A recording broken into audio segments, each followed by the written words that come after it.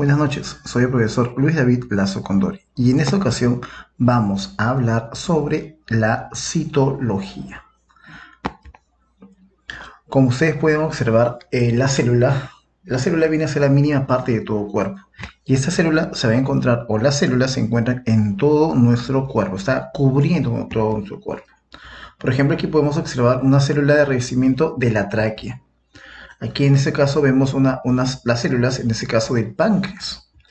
Entonces, la célula va a tener gran cantidad de funciones. Va a tener en principal va a tener tres. Una de las funciones es la estructural, otra es nutritiva y la otra es de almacenamiento. ¿Ok? Esas son las tres funciones de la célula. Pero recordamos un poquito más de la célula. La acción de estudiar la célula, la ciencia que se encarga de estudiar la célula es la citología. Es la ciencia que estudia la célula. Ahora, quien propone la citología fue Robert Hooke. Robert Hooke es considerado el padre de la citología, padre de la célula. Recordamos que él descubrió prácticamente científicamente a la célula mediante un tipo de célula de corcho. Fue la célula de corcho la que se trabajó para que Robert Hooke pueda identificar a la citología. Ya mediante un experimento, Robert Hooke trabajó con la célula de corcho.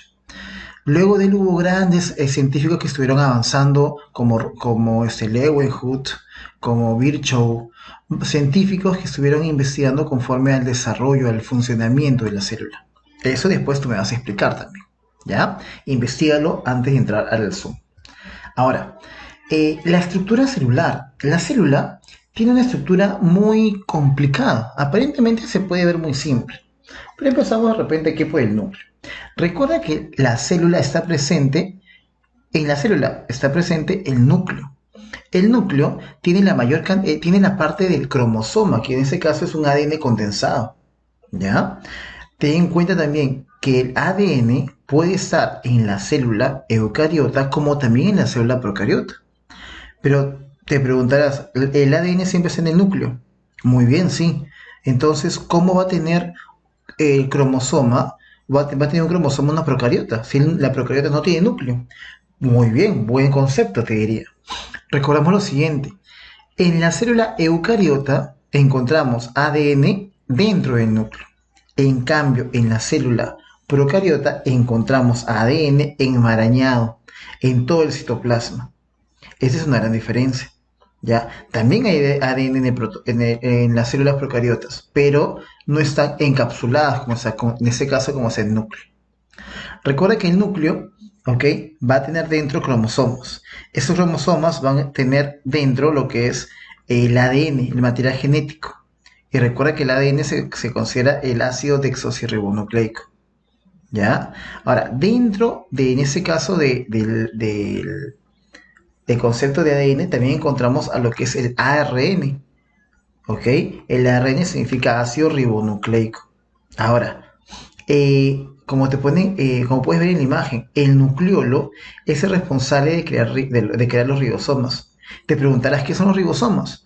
Los ribosomas vienen a ser encargados de la parte de sintetizar proteínas, formar proteínas. Recuerda, los ribosomas también se encuentran tanto en las células procariotas como también en las células eucariotas. Son las únicas organelas que están en ambos lados, en ambas células. ¿Ya? Luego también encontramos lo que es el citoplasma, la membrana plasmática. Esa membrana plasmática va a tener una capa de fosfolípidos, de fósforo y grasa. Por eso algunos autores le consideran la doble capa lipídica, porque tiene doble capa de lípidos. ¿Quién propuso la doble capa lipídica? A ver, investigalo por favor, que luego trabajamos en la clase de Zoom. Fueron dos personajes que trabajaron ese tema de la bicapa lipídica. Ahora, ¿por qué razón tiene que ser una bicapa? Porque tiene que estar bien encapsulado, tiene que estar bien protegido. ¿Para qué? Porque adentro te das cuenta de que está el citoplasma y muchas organelas, que tienen muchas funciones en especial. Por eso la célula lo que hace es cuidarla, ¿ya? Mantenerla dentro. Vamos a encontrar lo que es el retículo endoplasmático. El retículo endoplasmático viene a ser más que todo una organela. o también llamado orgánulo, ¿ok? Por si acaso. Ahora, este retículo endoplasmático es la única membrana categorizada como dos: retículo endoplasmático liso y retículo endoplasmático rugoso, ¿ok? Ahora, ¿cuál es la diferencia? La presencia solamente, o que estén adheridos solamente los ribosomas. Esa es la única diferencia. Ahora, recuerda, el retículo endoplasmático rugoso, ¿ya? Es dominante. En cambio, el retículo endoplasmático liso está implicado solamente en la síntesis de grasa, ¿ya? En cambio, el rugoso es la parte de proteína. Forma proteínas, cuida las proteínas para poder seguir sintetizándolas. Mira, los ribosomas. Es una molécula muy importante, es un organelo muy importante, es muy pequeña, pero se encarga principalmente de la síntesis proteica. No te olvides nunca, es el encargado de la síntesis proteica. Ese ribosoma puede estar libre en el citoplasma o puede estar pegado o a una superficie, como es el caso del retículo plasmático rugoso. ¿Ya? Ahora, ¿cuál es la función? Como te dije, sintetizar proteínas para tener sintetizar proteínas para tener más energía en este caso. ¿Ya? Ahí está el aparato de Golgi. Una también importante en este caso son las mitocondrias. Estas mitocondrias son las organelas que tienen doble membrana. Son cruciales para generar energía, específicamente a las células eucariotas. Ahora, dentro de la mitocondria encontramos el ciclo de Krebs, o también llamado la respiración celular. ¿Ok? En el ciclo de Krebs encontramos también a todo un proceso bioquímico, ya una ruta metabólica, en la cual se va a formar al final el ATP. ¿Qué significa ATP? Investígalo en internet para poder trabajarlo en su ATP. Ahora te pregunto, una molécula de mitocondria, ¿ok? Dentro de una molécula, ¿cuántos procesos habrán? ¿O cómo inicia el proceso de la respiración celular? A ver, investigalo tú para que me puedas explicar ese tema, ¿ya? Ahora, otra organela, en este caso la organela de reserva, es la vacuola. Esta vacuola se encarga de almacenar algunos nutrientes, como también agua. La vacuola, o las vacuolas, ¿ya? Se encargan específicamente, las vacuolas se encargan de almacenar el agua o las sustancias. Recuerda, las vacuolas pueden estar mayormente en las células vegetales. El citoplasma. Este citoplasma viene a ser el líquido que está en la parte interna de la célula. Este citoplasma se encarga de tener fosfolípidos, glucolípidos, proteínas para que esté ese citoplasma, ese líquido esté bueno para poder mantener a las organelas que están dentro. El citoplasma. Ahora, dentro del citoplasma también encontramos a un tema que es el citosol y citogel, tema que investigues también en la clase de Classroom. Luego aparece lo que es el lisosoma.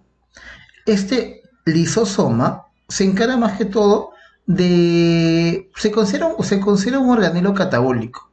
¿Por qué? Porque se encarga de degradar, de descomponer muchos productos que no son buenos para la planta, en ese caso, para muchos productos que no son buenos para el organismo, puta madre. Muchos productos que no son buenos para la célula, esta célula con la ayuda del citosol va a poder degradar esos desechos. Ahora, en algunos se llama fagocitosis, endocitosis o autopagia. Estos vienen a ser tipos de procedimientos para degradar algunas sustancias externas que se van al exterior. El núcleo, mira, en el núcleo encontramos el nucleolo. Dentro del núcleo te das cuenta que podemos encontrar un montón de rayitas, algo enmarañado, es ADN. ¿Ya? Aparte de eso, dentro de lo que es el núcleo, vamos a encontrar el nucleolo, vamos a encontrar los poros nucleares, que van a ayudar en ese caso para que pueda eliminar cualquier tipo de sustancia, ¿ok? O intercambiar alguna sustancia. También vamos a encontrar lo siguiente, una gran diferencia, la diferencia de proteínas. Las proteínas ayudan bastante o diferencian en gran manera al ADN como también al ARN. Ahora, vamos a investigar después qué proteínas son esas. Aparte también, en el proceso de las funciones de la célula, también cumple una función que se llama la respiración celular, o la reproducción celular, perdón. Esa reproducción celular es cuando la célula se va a dividir. La célula se va a preparar constantemente para poder dividirse y tener células igualitas. Y si tiene células igualitas, se va a llamar mitosis porque son idénticas, clones al progenitor. Igualito, o a la célula madre en este caso. Ok, por ejemplo, puedes darte cuenta aquí, tienes una célula que se va a dividir por acción de citocinesis, ¿ya? La cual se va a separar, en ese caso, en dos células hijas. Aquí puedes observar que tiene todo un proceso de la mitosis. La mitosis viene a ser la parte de los procesos en la cual la célula ya empieza a dividirse. Pero antes de la mitosis o proceso mitótico, vamos a encontrar la interfase. La interfase encontramos a la etapa S, etapa G1, G2, en la cual el organismo se prepara mediante el aumento de enzimas, aumento de citoplasma, aumento de organelas, etc. Se prepara para que al final pueda hacer la mitosis. Recuerda, dentro de la mitosis encontramos profase, anafase, telofase y te dejo uno al aire para que tú lo investigues. ¿Ya? Perfecto. Son procesos de reproducción de la célula. Por ejemplo, hay una diferencia entre mitosis y meiosis. Mitosis son la reproducción de células idénticas. En cambio, la meiosis es la reproducción de células sexuales. O sea, aquí hay gametos en las meiosis. ¿Qué es un gameto? El gameto viene a ser la carga del sexo masculino, la carga del sexo femenino. En este caso, el espermatozoide o ovocito. Eso es ovocito, no es el término óvulo, porque óvulo se supone que la persona, el huevo cigoto, ya está fecundado cuando ese es óvulo. Si no está fecundado, o sea, si no está embarazada la persona, se le dice mejor ovocito, en fase 2 específicamente. Ahí puedes ver, por ejemplo, el proceso de la mitosis, paso por paso, cómo los organelas, cómo los segmentos se van dividiendo de poquito en poquito, hasta que al final, por acción de citocinesis, la célula se va a dividir en dos. En cambio, la meiosis viene a ser más que todo la división de células sexuales, las células características de la descendencia. Por eso que hay una variabilidad. Aparte de eso, también debes conocer los movimientos de la célula. La célula se mueve.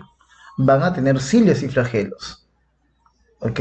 Recuerda que los cilios son elongaciones largas, ¿ya? Que van a dar vuelta o que van a mover para adelante o para atrás. Los cilios. En cambio, el flagelo va a tener mayor movimiento. Puede moverse delante, atrás, de costado o algo. Entonces, aparte que por esa razón el flagelo se considera que tiene movimientos helicoidales, en la cual va en forma de hélice.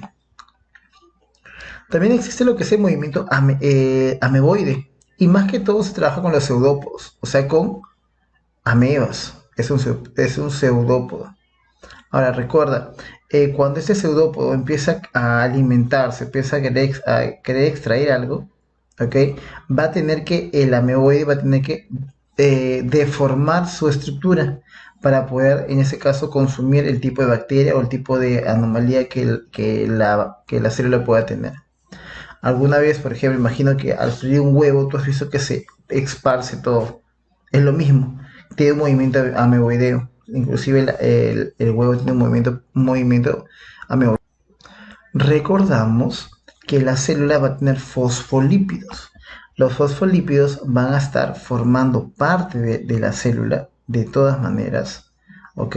Y vamos a tener lo que son las grasas saturadas, o ácidos grasos, mejor dicho. Ahí, por ejemplo, te puedes dar cuenta que el fosfolípido está formado por un grupo fosfato, un glicerol y ácidos grasos. Esa estructura. Ese fosfolípido se va a formar parte de lo que es la membrana en la cual esa membranita va a tener mucha grasa, va a tener, como por ejemplo, que tengo una imagen.